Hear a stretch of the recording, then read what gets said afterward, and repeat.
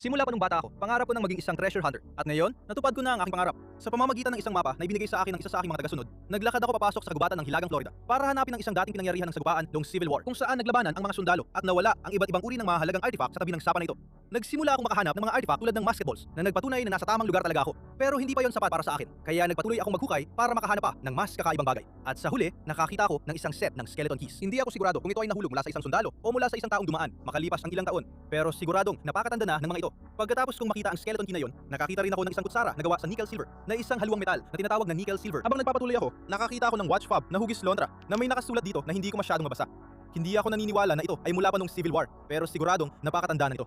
Pagkatapos kong makahanap ng percussion cap ng isang percussion rifle mula sa Civil War, sa wakas ay natagpuan ko ang una kong totoong natuklasang kayamanan. Ipinasok ko ang kamay ko sa isang butas para kumuha ng graba at sa halip ay barya ang nakuha ko. At nang tingnan ko ang barya, isa pala itong shield nickel mula pa noong dekada 60 ng 19 na siglo. Halos sigurado akong nahulog ito ng isang sundalong nagkampo dito, 50 taon na ang nakalipas.